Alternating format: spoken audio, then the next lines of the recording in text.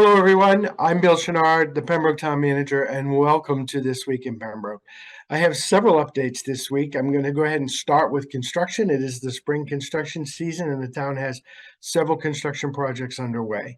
So I'm going to just list them out, talk about them briefly, and ask residents and those transitioning our roadways to avoid these areas whenever possible. So we have some paving going on Route 36. This is town paving, not the state project on Route 36, from Route 27 to the Halifax town line. So during that time, it's actually going to start relatively quickly here in May and go through probably the first part of June. Again, paving Route 30 on Route 36, which is Center Street from Route 27 to the Halifax town line. We also have some paving and major construction work. This is part of the state project from Route 37 northbound to Hallmark Street. That's going to occur on every single day. There's going to be massive detours there, and I do apologize for those who are transitioning that roadway. That's going to be likely through June 10th. The project is still got about 18 to 24 months remaining, but the base course from Route 27 to Hallmark Street will be going down relatively quickly, which will improve things dramatically. The project will continue, as I said. We have some other local paving on some local streets: Chapel Street, Valley Street, Ingham Way, and Hatch Mill Circle. There'll be some work being done raising those castings. Those are the metal plates that you see in the roadway when you transition. And then we'll be doing paving on those roadways. The Congress Street Bridge project is about to commence. A contract has been signed with the low bidder. We're excited that that roadway will be reopening again by early summer. We also have work ongoing that will be beginning soon on the Herring Run culvert. That is a new project where we have to replace the culvert at Herring Run.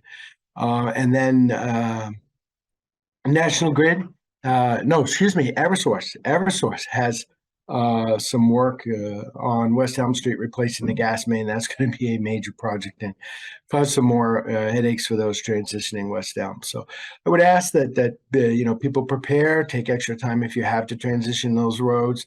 And if you don't have to transition the roads, avoid them.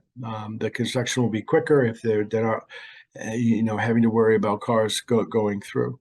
I want to start now and talk about our beaches. As the weather warms up, we've had significant warm weather. We're going to have lots of beautiful weather this week. The town has 4 beaches. Not all the beaches have lifeguard coverage. In fact, lifeguard coverage won't begin until June at the beaches where we do have lifeguards. But we do have 4 beaches. We want our residents to enjoy them. They are open to the public, and it is swim at your own risk when the lifeguards are not present. So just going to go over them real quick. Furnace Beach is on Furnace Colony Drive on the southern end of Furnace Pond. Little Sandy Beach is off of Woodbine Ave, also on the southern end of Little Sandy Bottom Pond. Stetson Pond Beach is off of Plymouth Street, Route 27. On Stetson Pond, and then Town Landing is on Wampatuck Street on the Oldham Pond. These are great locations to go out, enjoy, the water. A couple of these actually have boat launches to the waterways. Also, the smaller beaches have limited parking, but the larger beaches have ample parking for residents to enjoy the space. Again, be safe. When the lifeguards aren't on duty, it is swim at your own risk. I also want to talk about the water quality. Pembroke lakes and ponds have incredibly good water quality, and actually we post, beginning in June through the end of the swimming season, early September, a weekly water quality report for every one of our ponds. Very rarely in Pembroke do we ever have to close ponds because of water quality. But if you want to see the water quality results, they're on our website beginning in June. I want to transition now to the water ban. The town yesterday put a mandatory water ban in place. The reason for that is that we're doing some work on some of our wells to improve not only our water flow, but our water quality. That work will be about a month. That will, as I said, improve the flow and allow us to produce enough water to keep up with summertime demands. But right now, as we finish those projects, we need to have a water ban in place. We would ask residents to monitor your water use. Don't do any unnecessary outdoor watering or such, at least for a short period of time while we finish these projects. We're excited about that. It is the first step in many projects to improve both our water quality and our water capacity. I'm going to transition now and talk about some high school sports, as I do most of my weekly updates. We have 4 games that I'm highlighting this week. On the 17th at 3:30, the high school boys baseball team will be playing Hanover at home. Again, that's the 17th at 3:30. Get out to some great baseball out there. Softball, same thing. They also have a game on the 17th at 4 o'clock. That's at Hanover High School, but Hanover is just around the corner for us, so it's not a long drive. If you're a big softball fan, get out there and take a look at that. Boys lacrosse, if you haven't seen the lacrosse game, it's so exciting.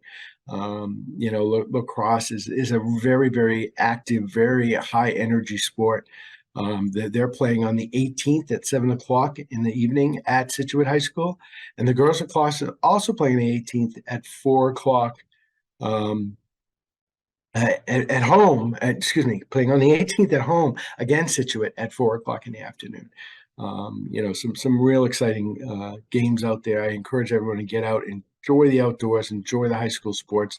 They're very cost effective to watch and get out and support our teams. So I want to thank PAC TV for this opportunity. They are a terrific corporate partner. As I close with one final note, and that is to thank the residents who participated in town meeting last Tuesday evening, and those who voted on Saturday. Democracy at its best, as our town moderator points out, that New England is one of the few areas where direct democracy through the town meeting process occurs. So thank you, and see you next week.